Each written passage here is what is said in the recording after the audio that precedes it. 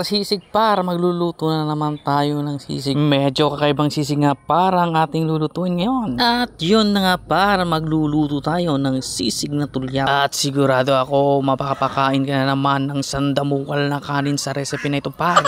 Dahil pasok lang sa budget mo at madali lang gawin ang recipe na ito. At bukod pa doon, napaka-basic lang ng ingredients ng ating recipe. Kaya ano pang hinintay natin? Tara, simulan na. At binigyan nga kami ng aming chickboy na pinsan ng mga tulya na kinuha niya sa Lake Batu. Agad-agad naman namin itong hinugasan kasi baka naman pauwiin niya pa. Sus, nagkanos na katubal din mo. At pagkatapos ng hugasan namin ng mga tulya ay nilagay namin sa malinis na palanggana. At sunod, papakuluan natin ito sa kalderong malaki para bumuka ang mga shell ng ating mga tulya. At lagyan na nga natin ito ng tubig, yung sakto lang sa level ng mga shell. Pagkatapos, pakukuluan natin ito hanggang sa bumuka. Habang pinakukuluan nga natin ang ating mga tulya, naghiwa na nga ako ng ating sibuyas. Nagpitpit at nagtadtad na rin ako ng bawang. At naghiwa na rin tayo ng dahon ng sibuyas na nabili pa natin sa North Pole. At ang ating sili na may pamatay na anghang. At maghihiwa rin tayo ng mga kalamansi na gagamitin natin sa ating gagawin na sauce ng ating sisig. At pagkatapos nga perisin natin ito sa isang lagayan at tanggalin ang mabuto at iset aside. Pagkatapos nga nating pakuluan at bumuka ang mga shell ng ating tulya ay hanguin natin ito sa isang palanggana. Pagkatapos nga natin hanguin ang ating mga tulya ay isa-isa nating tatanggalin ang laman nito sa kanyang shell. At pagkatapos nga ay magsalang na tayo ng kawali at maglagay na tayo ng mantika. Medyo dinamihan ko nga pala ang nilagay kong mantika para i-deep fry natin. Pagkatapos nga nating painitin ang mantika ay i-deep fry na natin ang ating tulya. At dahil nga sumasabog ang ating tulya habang piniprito, nagsuot na ako ng barrier.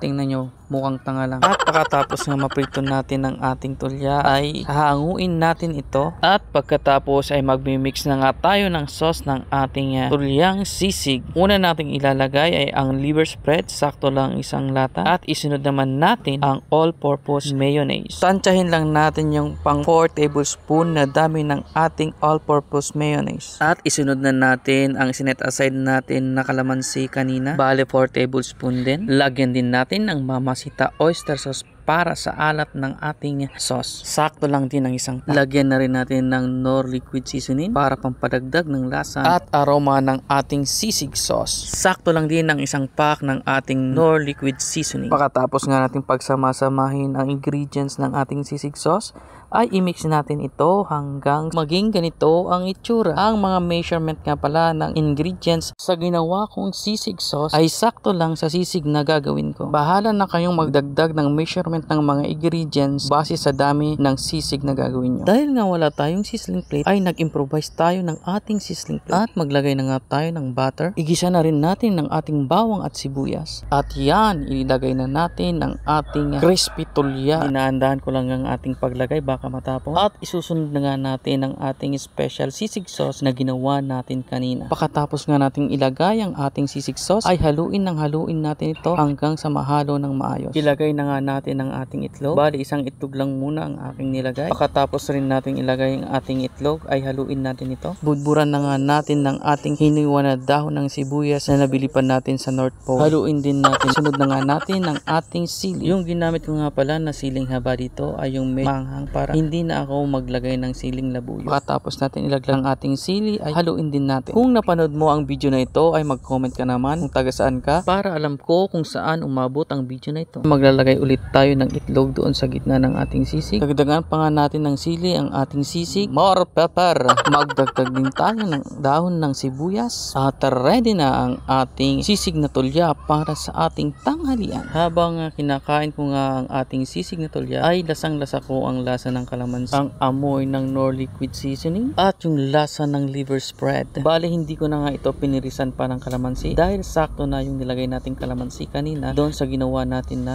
special sisig sauce. Ang sarap nga rin ng crispiness ng dinipry nating mga tulya at ang anghang tamang-tama lang din. Ayan, napadami na naman tayo ng kain ng kanin dahil sa ating sisig na tulya. At huwag nyo rin palang kalimutan na i-follow ang aking channel para updated kayo sa mga videos na i-upload ko.